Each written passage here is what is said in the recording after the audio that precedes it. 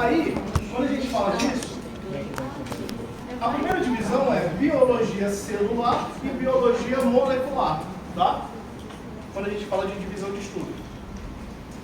O que significa biologia celular? Na biologia celular, basicamente você vai conseguir observar morfologia de células. O que é morfologia? Vou ver formato de células, tamanho de células, características de células. São objetos que você vai conseguir estudar a célula em relação ao aspecto dela. Tranquilo?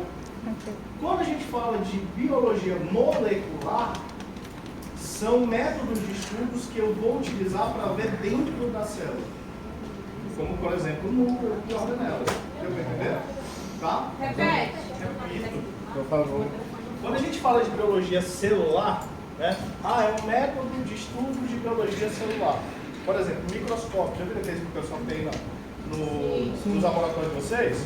Aquilo é um método de estudo de biologia celular. O que significa? Significa que você, com aquele aparelho, você vai conseguir ver o formato de uma célula que você quer estudar. Você vê formato, tamanho. Então você vê ela morfologicamente, ou seja, o aspecto dela. Tranquilo? Quando você fala de biologia molecular, são métodos de estudos que você vai conseguir estudar o interior daquela célula. Como, por exemplo, as organelas que tem dentro dela, assim como o núcleo que também vai estar dentro dela, que é quando a gente faz os testes genéticos. Tá? Todos esses testes aqui que a gente está falando são testes genéticos. Aquele teste de paternidade, o nome dele real é o quê? É o PCR. Tá? O PCR é o nome real dele. Como é que a gente faz, por exemplo? Vocês viram que quando o Covid apareceu, logo se sabia que ele era um vírus novo? Que nunca tinha visto aquela variedade na Terra? Como é que sabia disso? Hoje, no mundo, na Organização Mundial de Saúde, existe um banco de dados. Esse banco de dados de doenças, o que é? Toda doença, você extrai o DNA dela. Então, eu tenho uma doença bacteriana, eu vou pegar lá, vou pegar o DNA daquela bactéria. Eu tenho um vírus, vou pegar o DNA daquele vírus, DNA ou RNA, porque depende do vírus. Tá? E esse DNA ele é catalogado nesse banco. Né? Então, quando você, por exemplo, eu estou aqui em Roraima, professor, eu acho que tem uma doença nova aqui. Você faz o PCR daquela doença, do que causa aquela doença, e joga nesse banco e o computador já te fala assim, já existe isso lá na Austrália, já existe isso lá na Rússia. Você sabe mais ou menos da onde que veio. Deu para entender? Tá? Por conta dessa biblioteca de DNA. Não sabia disso. Pergunta. Então tá. Só para a gente passar. Mas vai explicar isso mês passado. Em relação à biologia celular, né, biologia celular, você tem microscopia de luz, a óptica, que é esse microscópio normal que vocês veem na faculdade, que vocês fizeram aqui na faculdade, e vocês têm a microscopia eletrônica de varredura e a microscopia eletrônica de transmissão. Com o microscópio óptico, que é aquele normal, você tem várias lentes, onde quando você coloca ali aquela lâmina lá embaixo, ele aumenta o tamanho do que está na lente, ou seja, são várias lentes de tamanhos diferentes. Tá? Quando você fala da microscopia eletrônica, que é esse aparelho aqui, ó, tá vendo aqui? Você não tem um negócio para você colocar o olho lá e ver. A microscopia eletrônica, ela funciona através de feixes de elétrons, moléculas e prótons, né? Feixe negativo e positivo. Todos vocês aí por cima da pele de vocês têm elétrons, né? E aí o computador pega aqueles elétrons e transforma em imagem. Então olha só, por exemplo, isso aqui é uma imagem de microscópio óptico. Isso aqui é uma imagem de microscopia eletrônica de varredura. E isso aqui é uma imagem de microscopia eletrônica de transmissão. Olha só. Né? Então você consegue ver detalhes ínfimos, por exemplo, desse parasita. E parasita dentro do teu corpo. Ela transforma basicamente em 3D.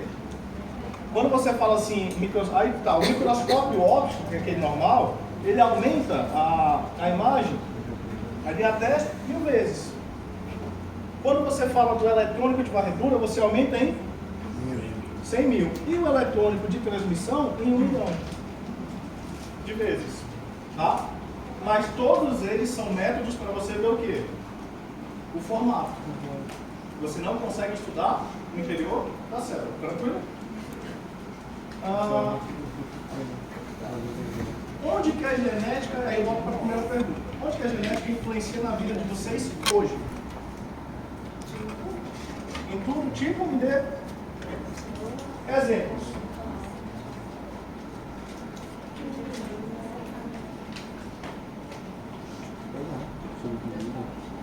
Estilo de vida como?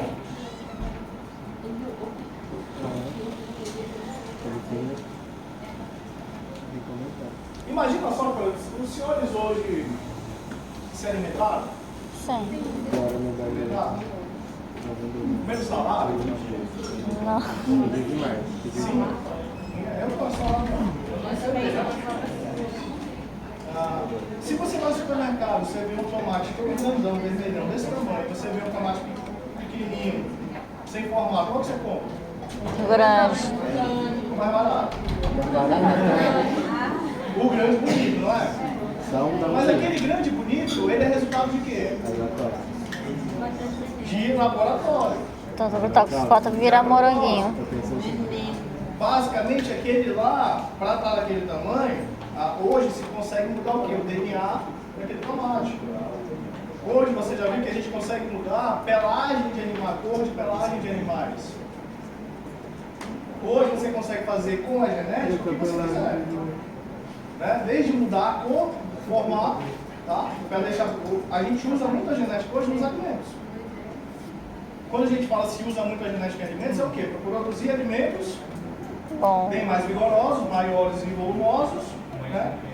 Com mais nutrientes, com menos o quê? Substrato. Com menos Tá quente, substrato. amor, tá Então, bem? a gente usa a genética para isso. Tá? Hoje você estava vendo, acho que ontem, ela estava faltando uma manga aqui dentro da rosa. Pode pregar todinho. Professor, como é que se faz isso? Uma vez que você mapeia o DNA, isso serve de animal ou vegetal, você sabe qual é o gene responsável pela cor do olho dela. Vocês têm 23 pares de cromossomos, não tem? Cada par desses de vocês tem uma quantidade X de genes. Então eu sei que, por exemplo, lá a gente fala assim muito, quando fala de doença, da síndrome de Down. O que é a síndrome de Down? É a trissomia do cromossomo 21. Os vencedores são 3. Eu sei que o gene do cabelo é tal gene do cromossomo 7. Então, se eu sei disso, eu consigo fazer o quê? Ir lá e alterar esse gene. Que é o que é feito com os animais e com as plantas. Tá? Eu tenho lá o boi, tem tal pelagem, eu sei que o gene dele é tal esse. Eu vou lá e mudo. Para o animal comer menos e produzir mais carne. Então, tudo isso é feito com genética. A gente fala assim, o que a genética influencia no meio de vocês hoje? Muita coisa. Professor, dá para fazer isso por ano? Dá, porém não consegue. Qual foi a pergunta dele? Se a gente consegue fazer no animal, mudar o tamanho do animal, mudar a pelagem do animal, mudar o tamanho do animal, dá para fazer com a gente? Dá. Dá? Porém tem as consequências. Não é consequência, você não pode, nem te deixam fazer isso. A Organização Mundial de Saúde proíbe você mexer com a genética humana. Na verdade, tem um caso de amor, se quiser. Um rapaz e uma força normal. Então, aí se vocês perguntassem, professor, como assim proíbe? Hoje a Organização Mundial de Saúde entrou em consciência que não apoia pesquisas que mexam o DNA humano. Mas eu pergunto para vocês, seria bom ou ruim mexer no DNA humano em relação a essas coisas?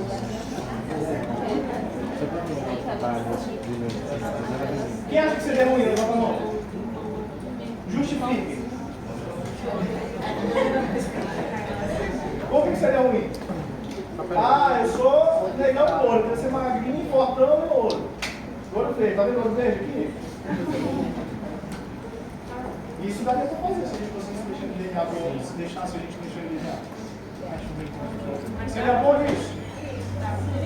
Tá? Não vou te falar assim. Alguém nunca fez? Provavelmente meu irmão está falando. Fizeram, vamos lá com a força fora do normal. Dá para fazer. Se você mexe no DNA hoje, como a gente já mapeou todo o DNA humano, você consegue preencher o que você quiser. Você só não pode. por conta da Organização Mundial de Saúde. E por que não libera?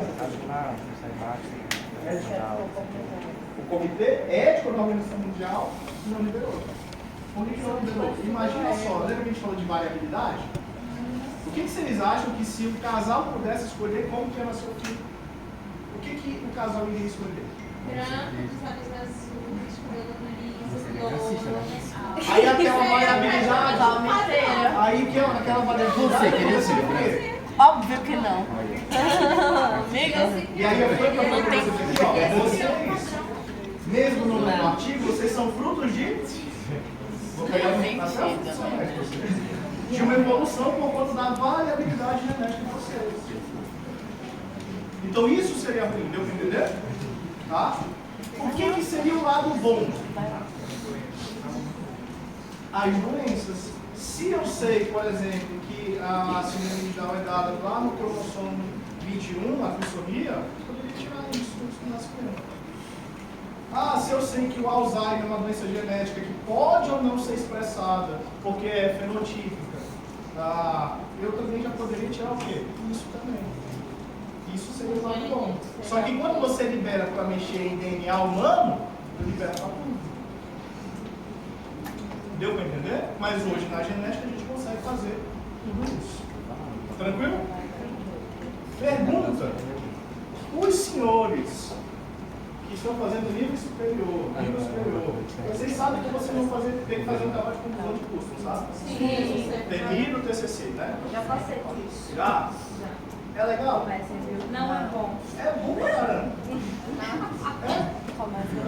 E aí, você pode fazer uma pesquisa de campo ou não. Agora, digamos assim, o pessoal da biomedicina já sabe que área que vão querer seguir? Sim. Qual área? Da psicologia. Estética, da psicologia? Perícia. Perícia. Se vocês tiverem que fazer o TCC de vocês, não que eu fiz os outros lá, na biomedicina a gente vê mais. Vocês falariam com animais? Para fazer o TCC, eu quero criar um método novo que eu quero formar já no meu lado, patentear tudo isso. Talvez. E aí, vocês são contra ou a favor de métodos de estudo com animais? Conta. Deus apoio. Você contra também só? Depende. Depende? Por quê? Do quanto vai ganhar? Tá bem? Depende dele. Assim, ao meu ver, né? Minha opinião. Em casos de cosméticos, cílios, rímel, uma coisa assim, eu sou contra. Se for para salvar vidas, no caso, uma droga, um novo medicamento que possa controlar uma doença ou reduzir com que ela se propague mais rápido, eu sou a favor. Usa shampoo? Uso. Sei que são também, mas mesmo assim continua sendo. Não, eu entendo, mas tu entende o. Eu entendo. Né? É hipocrisia.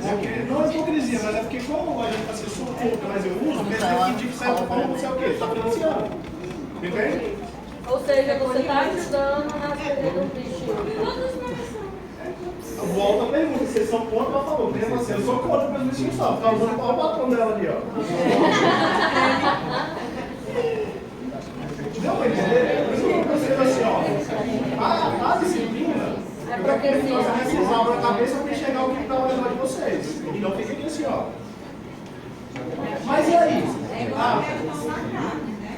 Por que é caro?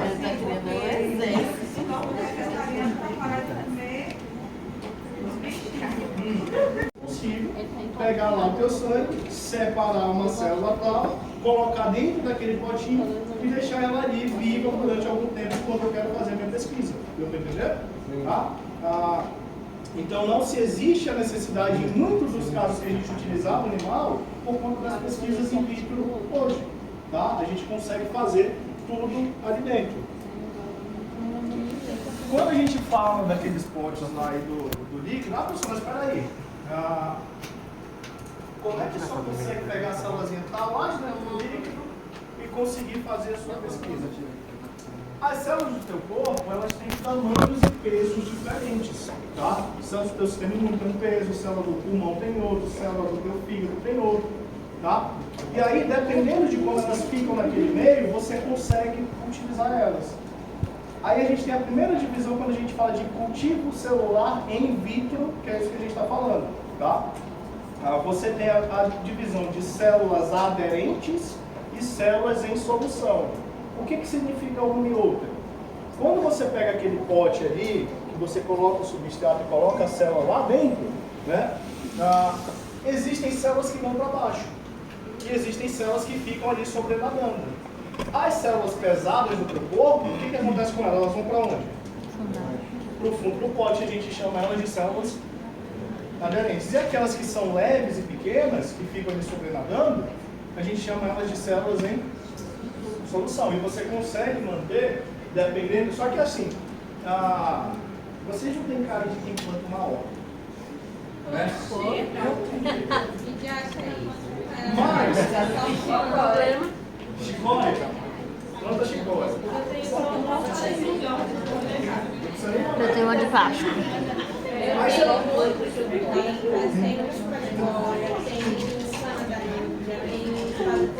Pô, você não vai saber responder. Talvez não, porque ele seria também. Por quê? Porque você tem que trocar aquele substrato aqui alguma vez? Faz só volta. Às vezes eu faço, Aí depois pode pegar do chão. Aquele lugar que vocês plantam lá no chão, de tempo em tempo vocês têm que tirar ele todo importado de novo?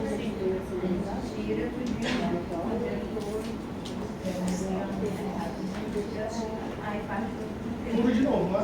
Por que você não pode usar aquela terra velha? Porque ela ia perder todos os nutrientes. Porque ela perdeu os nutrientes. Quando a gente fala daquele cultivo celular ali, lembra que a tua célula só está viva porque ela está numa temperatura que ela precisa, que ela tem os nutrientes que ela precisa. Conforme o tempo vai passando, o que vai acontecendo com aquele substrato? Ele vai perdendo os nutrientes. E aí você... Pode até morrer. É tipo a soja, né? É, Porque só tem essa plantação uma vez. É isso.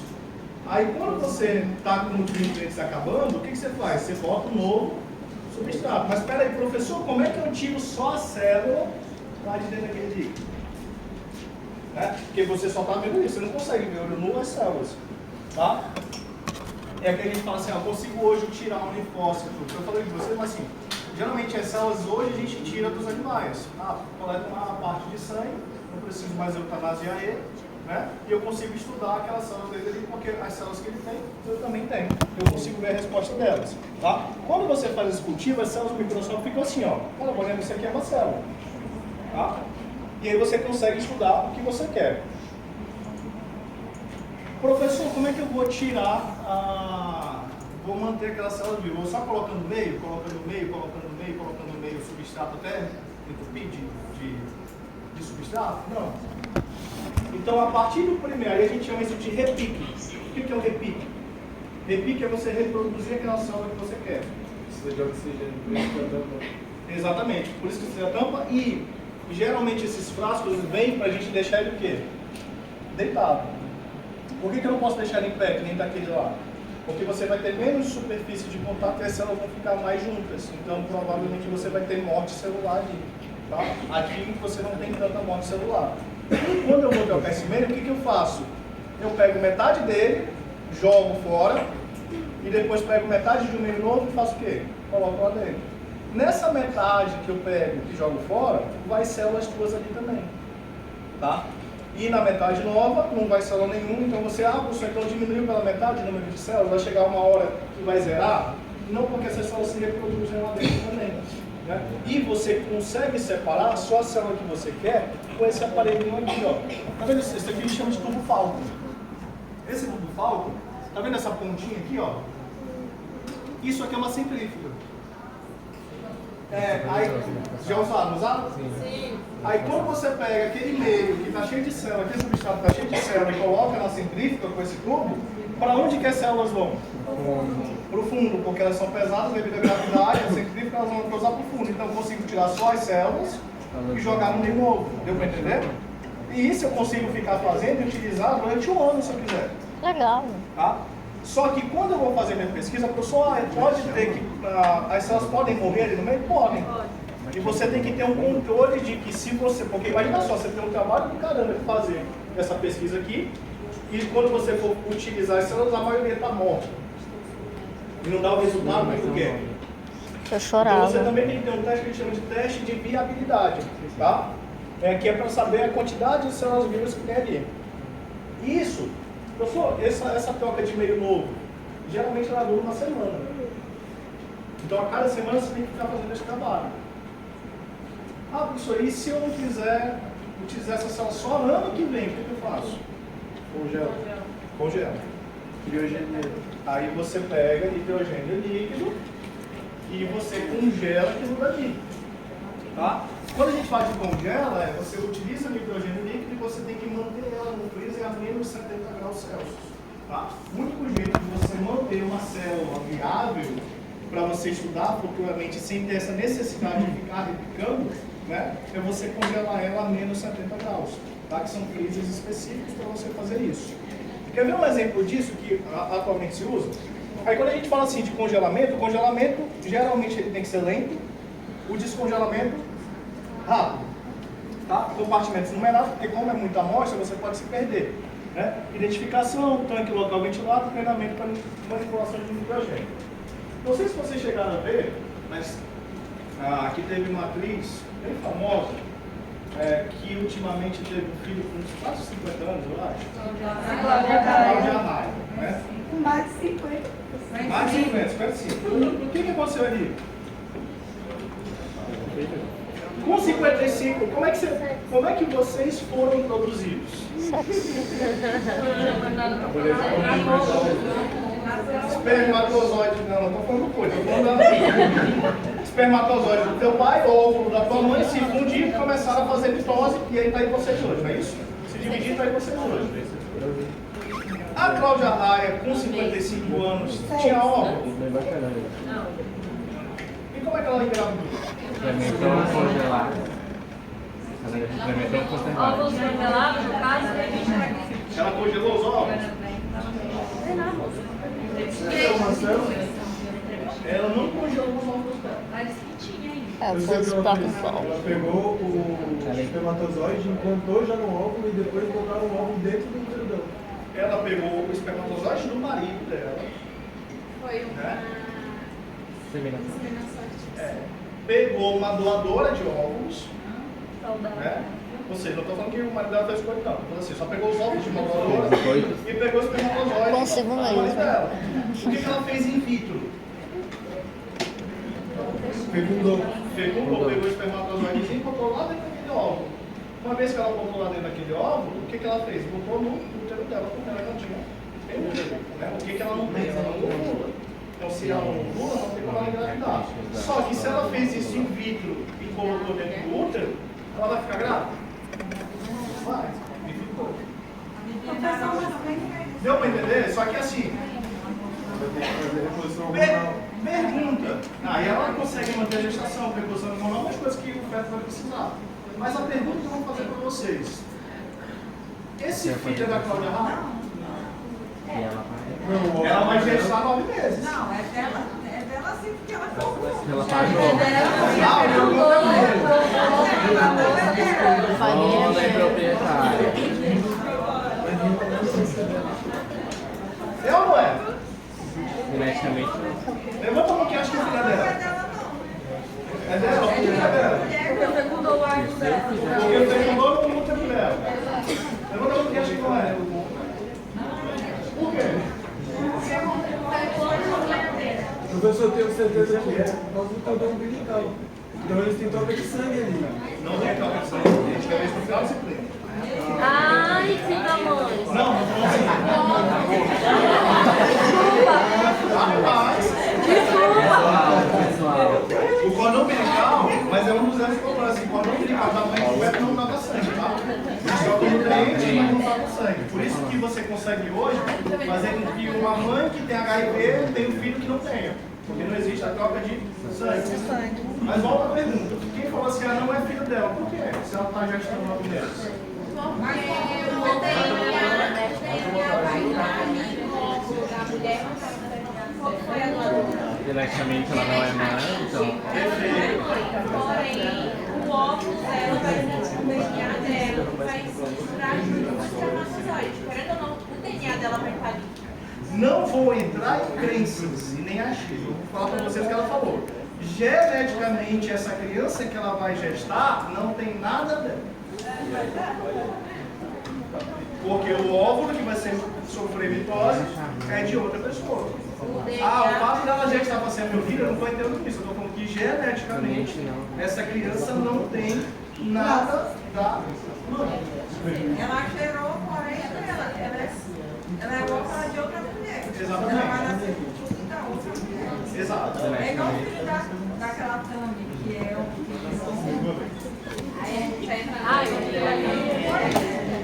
Cuidado que aí fala assim, isso é barriga de aluguel? Cuidado.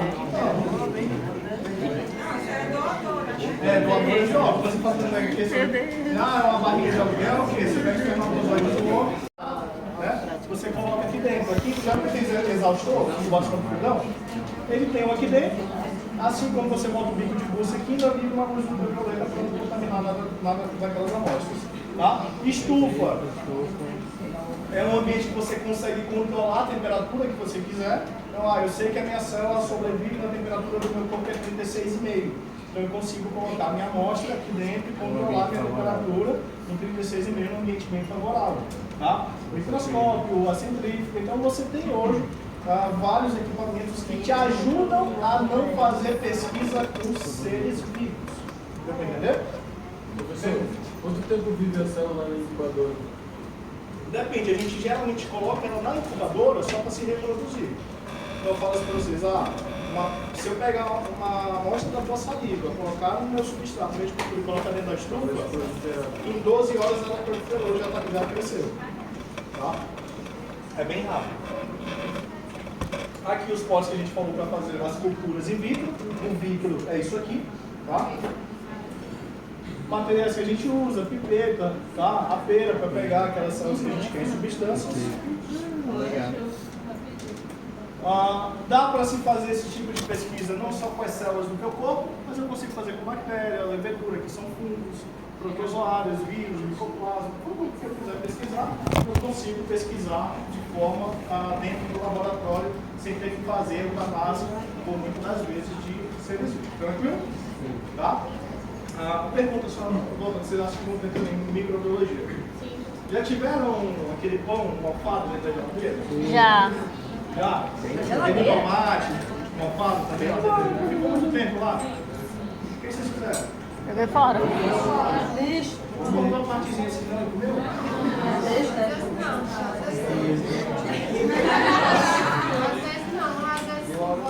Né? Quem nunca? Vai falar assim, quem nunca? Só tem um pão, tá mofado. Meu pai faz isso, não sei como tá vivo ainda. Joga tudo? Claro. O pão joga? Aí tá perfeito, tá limpo. Jogou o pão mofado na geladeira. Você sabia que o mofo, já viu aqueles pólen de flores? Pólen, não tem? No final, ela vai acabar. O fungo solta esporas igual aquele pólen, no ambiente que ele está. Então, se tu põe uma partezinha mofada ali, e ele soltou esporas na outra parte, ele tem que jogar também. Isso aqui é a tua geladeira inteira. Se tu fosse pegar pelo princípio, toda a tua geladeira está contaminada. E não só tem como jogou fora. Mas eu não estou vendo. Lactobacilo. É bom? Você tem que cuidar dela. Depende. Tipo assim, vocês gostam daquele chamipo e acute do celular? Sim. Nunca bebi. O que é aquilo ali? Leite fermentado. O que é leite fermentado? Que é o nome errado. Leite com lactobacillus. É a nata, aquele ovo, né? Sabe o que é aquilo ali? Lactobacillus. Concentrado de bactéria. Essa bactéria gostosa. Aí é gostoso. Fermento biológico é uma bactéria. E aquele que é mofado. Coalhada, professor. É bactéria. Só que quando a gente fala assim lactobacilo, o que é aquilo ali? No teu intestino tem bactérias que estão lá dentro que servem para digerir os alimentos e para absorver mais. São chamados lactobacilos. Porém, se tu toma muito lactobacilo, tu fica doente. Por quê? Porque tu jogou um monte de bactéria onde? Aquilo ali é para ser tomado 1 a cada 6 meses para renovar a tua flora intestinal. Aí você vai e acude. Bota uma porcentagem de bactéria para ver se alguém compra. Não compra. É marketing. Tem que saber se aquilo ali está funcional. Porque, vou fazer minha pesquisa com um monte de célula morta, aí o resultado vai dar errado. Né? Então você tem esse teste que a gente chama de teste de viabilidade, que você joga um corante chamado caso. Ai, amor, muito obrigada. Que ele vai conseguir colorir as células mortas de azul. Né? Então todas as células que estiverem mortas ali naquela tua amostra, se você joga esse corante, elas vão ficar na coloração azulada. E você tem o limite de células mortas que você pode utilizar no teu estudo. Então você coloca as células todas aqui coladas, ó, e aí dependendo da célula que você coloque, você fala assim, eu só posso ter 3 células mortas por quadrante, no máximo. Então aqui está um quadrante, ó, tá vendo um quadrante aqui?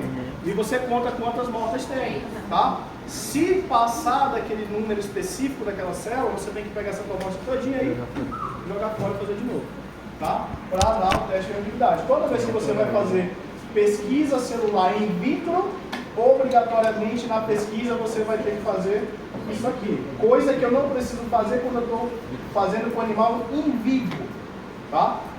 Porque as células dele obrigatoriamente estão todas vivas. Tranquilo?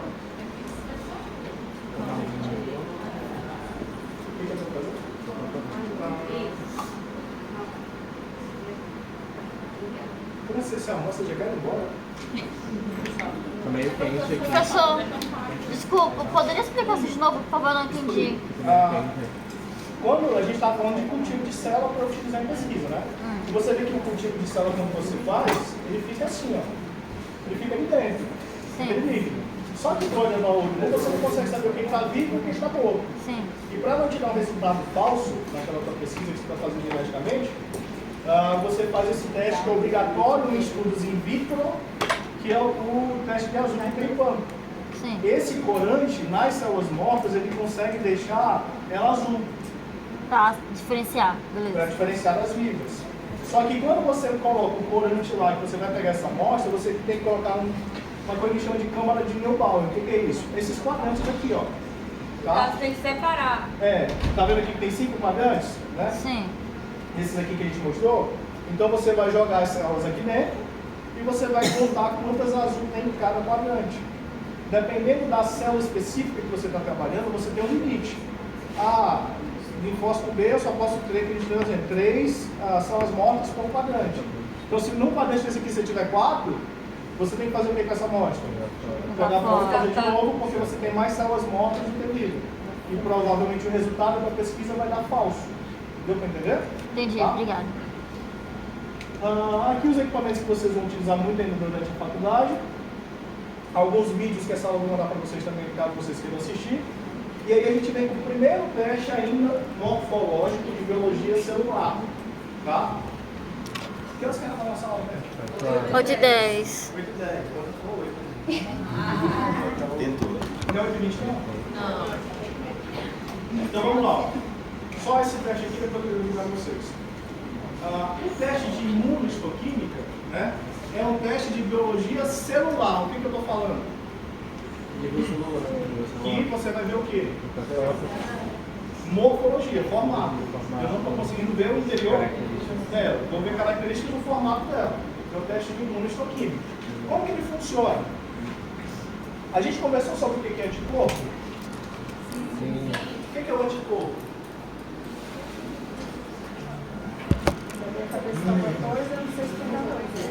O anticorpo é um corpo que vem antes. O anticorpo. Né? O anticorpo ele vai ser um receptor que vai estar ligado em todas as células. Digamos que ele seja um reconhecedor de antígenos. Porque você tem duas coisas chamadas assim, ó, anticorpo e antígeno. Esse anticorpo, ele é um reconhecedor de antígeno. Quem que tem antígeno? Os teus patógenos.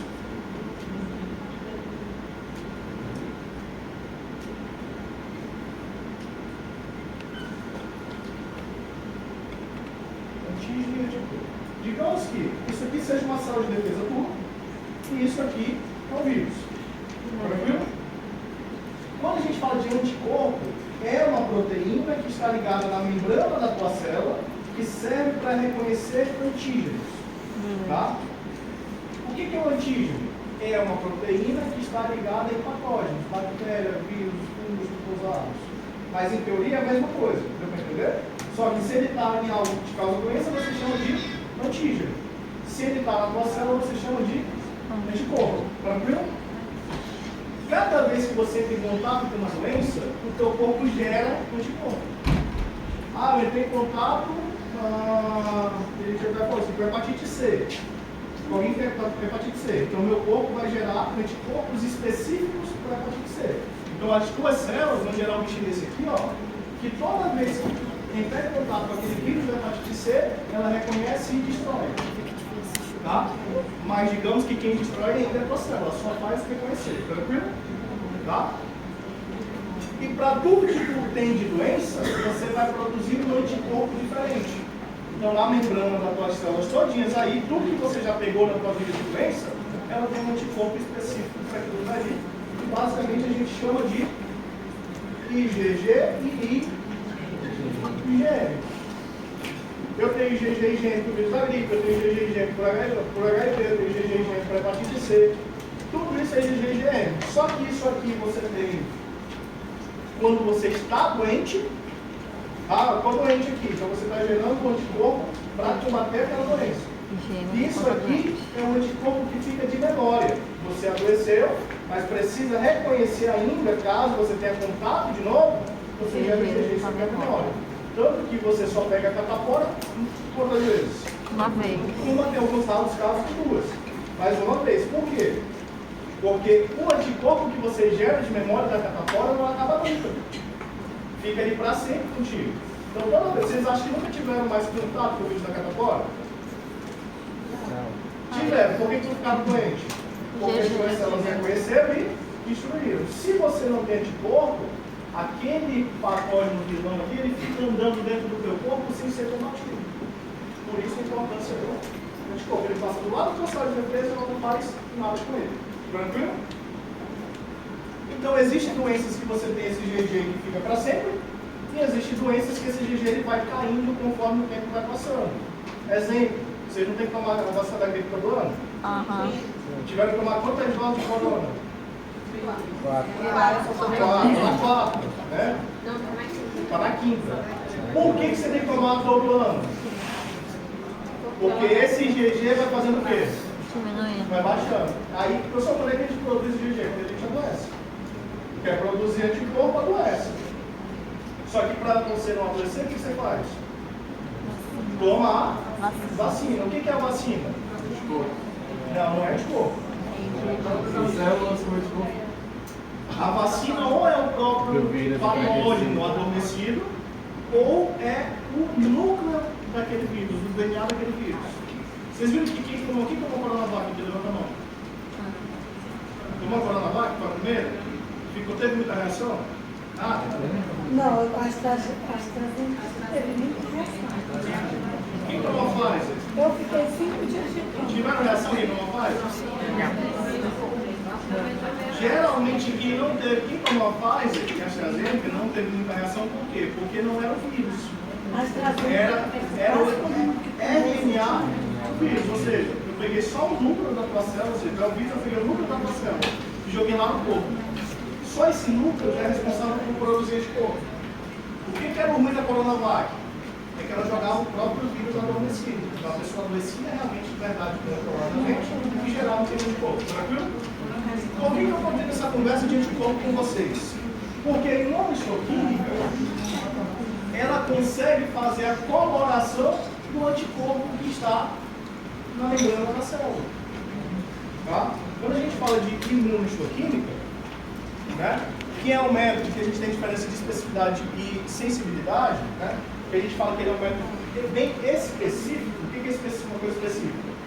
Tu tem que saber o que tu quer pesquisar, porque senão tu não vai ver nada. Todas as células do teu corpo vão ter anticorpos, né? E aí você tem reagentes que, imagina que isso aqui é os anticorpos da membrana da célula, e você vai jogar um corante específico. Que esse corante sempre vai ficar nessa cor aqui, ó. Quando ele é reagente, ele fica nessa cor marrom. Tá? Tem o método de Nesta, mas sempre vão ficar marrom.